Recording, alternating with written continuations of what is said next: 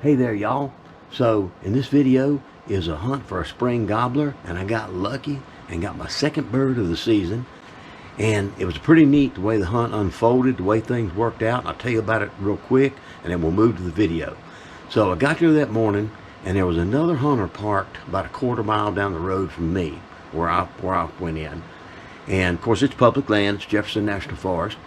And I went in, got set up, and just about the time I got gray light, a gobbler started sounding off. And I mean, he was gobbling every few seconds.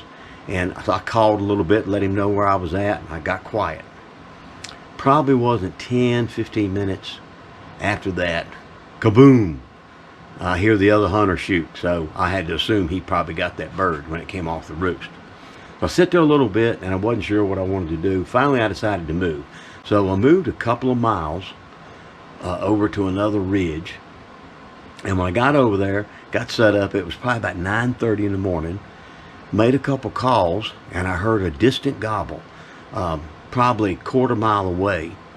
And I thought, well, he knows where I'm at, he heard me call, I'm just going to sit here a while. And so I'm sitting there and I didn't do any more calling.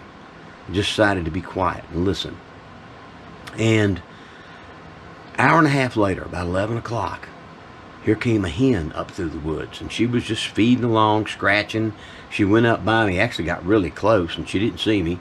She went on up behind me, and it was probably 20 minutes later, I looked down through the laurel, and I see a gobbler coming, and he's sneaking. He's sneaking silent. He hadn't strutted. I haven't heard a gobble, haven't heard a call. And, of course, you know, when a bird hears you call, no matter where he's at in the woods, he knows exactly where you're at. He knows the spot he heard the call.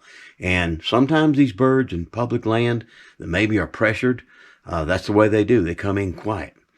So I got real lucky. He came sneaking up through there.